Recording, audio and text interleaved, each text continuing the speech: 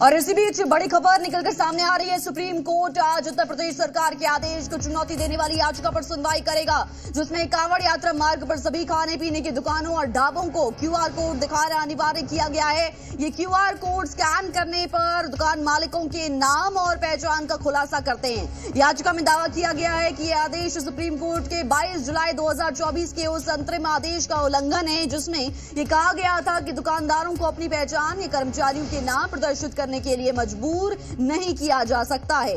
Kanwar root में पहचान पर सुप्रीम कोर्ट में सुनवाई। आपको बता दें, क्यूआर कोड लगाने के आदेश को चुनौती दी गई है, याचिका दायर की गई है और इसी पर सुनवाई। तो वहीं क्यूआर कोड के इस्तेमाल पर रोक लगाई जाए, इस याचिका के जरिए ये मांग की गई है। क्यूआर कोड से पहचान जाहिर होने का डर है और ये निजता का हनन है, ये बात कही गई है इस याचिका में और इसी को लेकर सुप्रीम कोर्ट में आज सुनवाई होने वाली है।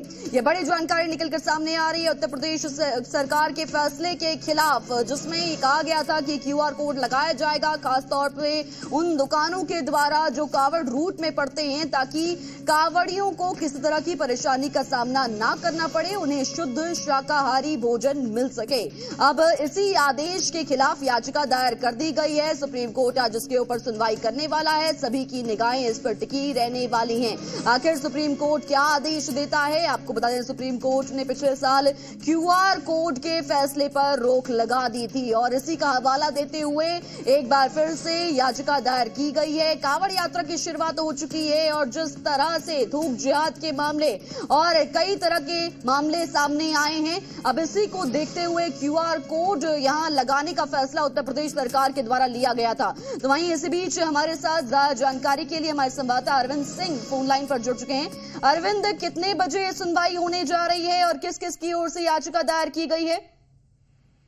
देखिए, तकरीबन 11:30 से 12 बजे के आसपास ये मामला सुनवाई पर आने की उम्मीद है। हालांकि इस बात पर निर्भर करेगा कि उससे पहले कोर्ट में जो सुनवाई के लिए पहले से लिस्ट मामले हैं, उन पर कोर्ट कितनी तेजी से सुनवाई कर उनका निपटारा करता है। आज जो याचिकाएं लगी हैं उसमें डीयू के प्रोफेसर अपूर्वानंद, टीएमसी नेता महुआ मोहित्रा, इसके अलावा कुछ संगठन जैसे एपीसीआर, इन सब की याचिकाएं सुप्रीम कोर्ट में लगी हैं। हालांकि कांवड़ यात्रा के रूट पर नेम प्लेट का मामला पिछले साल से सुप्रीम कोर्ट में लंबित है और पिछले साल सुप्रीम कोर्ट ने आदेश दिया था कि दुकानदारों को उनकी नाम और पहचान उजागर करने के लिए बाध्य नहीं किया जा सकता। सिर्फ दुकानदार इस बात का उल्लेख कर सकते हैं कि उनकी दुकान पर जो खाना मिल रहा है वो शाकाहारी है नहीं। अब जो नई अर्जी दाखिल की गई है उसमें सवाल उठाया गया है कि जिस तरीके से यूपी में दुकानदारों को इस बात के लिए निर्देश दिया गया है कि वो दुकानों के बाहर क्यूआर कोड लगाएं, तो कहीं ना कहीं उनकी पहचान उजागर करने का एक जरिया सरकार ने ढूंढ लिया है और ये सुप्रीम कोर्ट के पिछले आदेश की भावना के खिलाफ है। तो ऐसे में सुप्रीम कोर्ट से दखल की मांग की गई है और इस लिहाज से आज की जो सुनवाई है वो अपने आप में बहुत अहम रहने वाली है। जी, और सभी की निगाहें इस पर टिकी रहने वाली है, क्योंकि उत्तर प्रदेश सरकार की ओर से कड़ाई से नियमों का पालन कराने की, क्यूआर कोड लगाने की बात भी कही गई थी। बहुत शुक्रिया अरविंद, आपका तमाम जानकारी के लिए, जी भारत के साथ जुड़ने के लिए।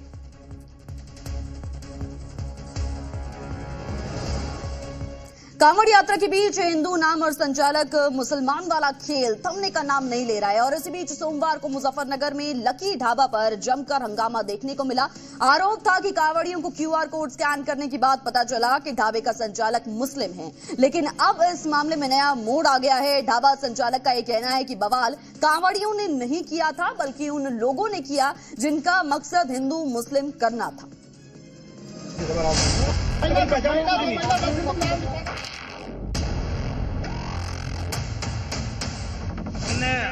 हिंदू के नाम से कोई ढाबे लक्की शुद्ध बजाने नहीं रखा है। हिंदुओं को भ्रमित करने वाला ये नाम कभी आप लोगों ने नॉनवेज नहीं कभी नहीं बेचा।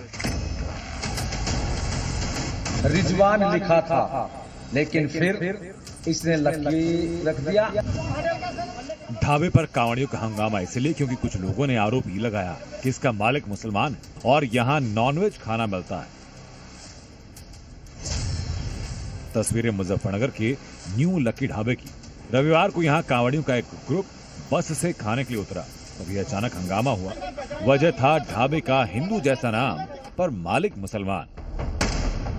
नाम से धोखे वाले विवाद में स्वामी यशवीर महाराज भी कूदे। दावा करने लगे कि लक्की ढाबे का मालिक रिजवान है, पर जब जी न्यूज की टीम इस दावे की पड़ताल करने पहुंची तो हकीकत थोड़ी अलग नजर आई। ढाबा संचालक ने बताया कि उसका नाम रिजवान नहीं फैजान है। पिछले वर्ष भी जब हमने आवाज उठाई तो अपना असली नाम रिजवान लिखा था, लेकिन फिर इसने लकीर रख दिया और यहाँ हिंदुओं को भ्रमित करने वाला ये नाम और यहाँ फिर अशुद्ध भोजन, यही हमारी आवाज थी। नहीं, हमने हिंदू के नाम से कोई ढाबे नहीं रखा, लक्की शुद्ध भोजनालय लिख रखा है। प्रोपाइटर मेरा फैजान खान है। इस पे जो ऐड हुआ था वो पेप्सी वालों का ऐड था, सिर्फ वो बोर्ड लगा था। मेरा खुद का लाइसेंस लग रहा है फैजान खान के नाम से, मेरा स्कैन बारकोड भी लग रहा है। सवाल ये कि क्या वाकई उन्होंने लोगों को धोखे में रखने के लिए ढाबे का नाम लकी रखा या वजह कोई और?